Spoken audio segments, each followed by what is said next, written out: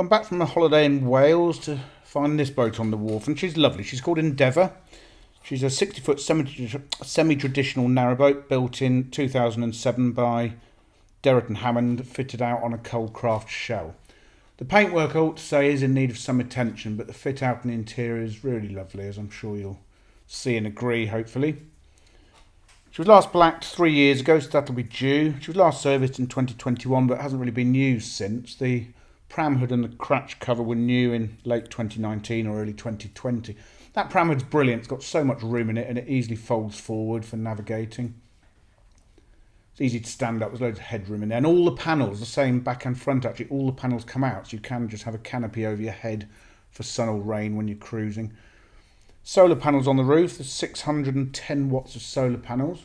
Funky chimney there from the diesel stove. There's 2 Houdini hatches in the roof, and here's the Cratch cover, which is a brilliant design. It looks a bit clunky really, but with the way it's designed you can stand up across the full width of it. I haven't measured the head height to be honest, but it's really good. It's not triangular as most of them are. 2 gas bottles in that forward locker, and the well deck's good size, 5 feet 10 inches long. The diesel tank's under that locker for the diesel stove, and the port side locker is just storage. Nice little table. I think that's teak, but I'm not sure. So I've taken the front panel off there. This side panel I've taken off. The other one I haven't, but gives you the idea. And into the boat we go. This saloon is a good size, 12 feet long. The floor is solid ash. The fit out is ash face ply with solid ash trim. There's a Houdini hatch there over the saloon. The Commodore's back from his holiday as well. Say hello everybody. It's a 3-seater sofa bed. I think it's click-clack, but I'm not sure. It's that sort of thing. There's a decent sized cupboard there in the corner. All these portholes, there's 12 of those, 18 inches wide, so it's a very light boat, and the porthole's all open, by the way. Storage under both of these steps. The water tank is under the well deck at 675 litres from memory. TV point here. There's a bracket on the wall for the television. Another cupboard there with little cupboards underneath. There's mood lighting all through the boat, from front to back under the gunnels. It's really lovely. You can choose your colour, you can have it flashing, you can have it doing whatever you like really, apart from making the tea. Cupboard here. Bumble's just got to check that's all okay. Glazed cupboard to the left and the right of it. And over here is the diesel bubble stove I mentioned, with the funky chimney and a separate diesel tank on the front deck. Fin rads through the front half of the boat. They're heated by a Webasto diesel-fired central heating system.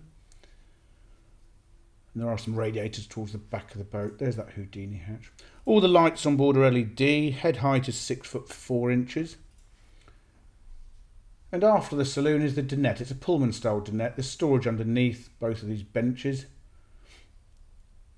Yeah, that looks okay. And it converts into a double berth, a spare double. So at the moment, the way this boat's configured, it can sleep 6 quite comfortably.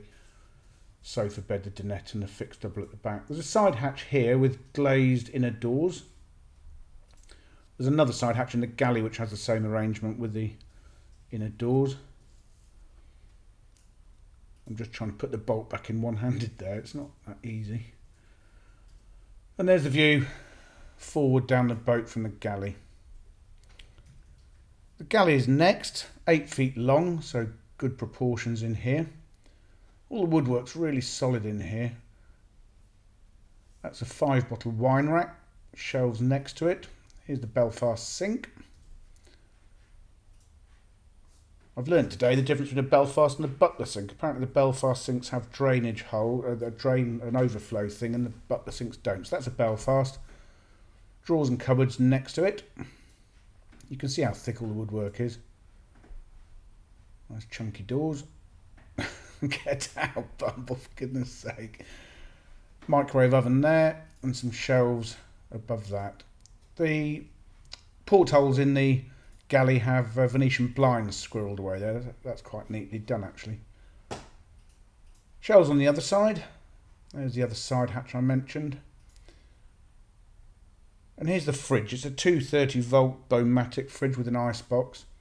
Loads of work surface in this kitchen. That's a sort of double drawery thing. There's cupboards underneath it. It's ridiculous. And that looks like a drawer, but it's not. It's a very good sized cupboard that goes back there. There's the cooker. It's Stowe's 500 DIT, 4-burner gas hob, oven and grill, and next to that a bank of 4 drawers. And then a strangely shaped cupboard there, but that would be good for trays and things, I suppose. So a lovely galley, plenty of space, plenty of storage space, all the necessary utilities. And there's a Houdini hatch over in here as well. So it's a really light boat actually. Walk-through bathroom is next, 5 feet 4 inches long, ceramic sink, a couple of cupboards underneath, or one cupboard with 2 doors, however you choose to view these things. Cupboards in between the shower and the cabin sides. The shower's nice, quite roomy, it's a quadrant style tiled shower with glass doors. There's a radiator in here, and the loo's a composting loo. It's got extraction pipes and things down there. I don't really understand how they work. Further, but everyone swears by them by the way, further under gunnel lighting towards the back of the boat there. These doors are really clever. You lose a little bit of space, but I like the design. They slide out. And the bedroom's at the back, 10 feet 6 inches long. The bed itself measures 6 feet 2 by 4 feet wide. It's got a Temper mattress, and there's drawers underneath it, 3 good sized drawers. Radiator opposite the bed. And at the foot of the bed there's a large double wardrobe here with dressing mirrors. That goes all the way back there, and then at the bottom is the washing machine. It's a Candy Achromatic 4 kilo washing machine.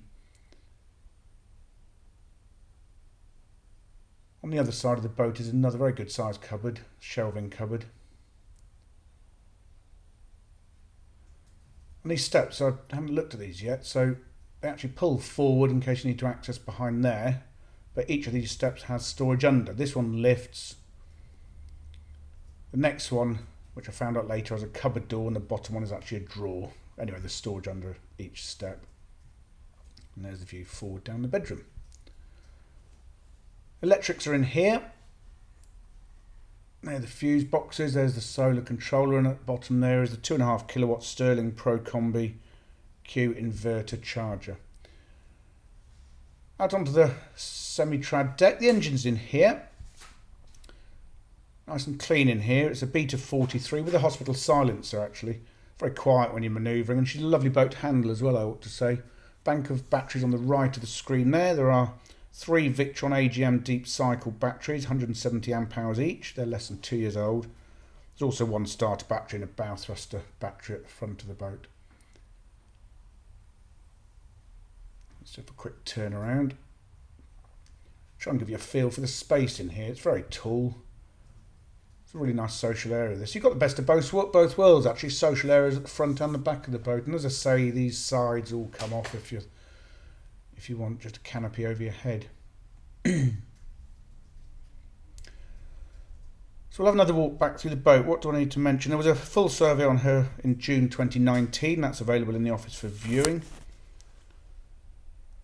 The central heating, the Webasto, was serviced in October 2020, and hot water on the boat is heated by the Webasto.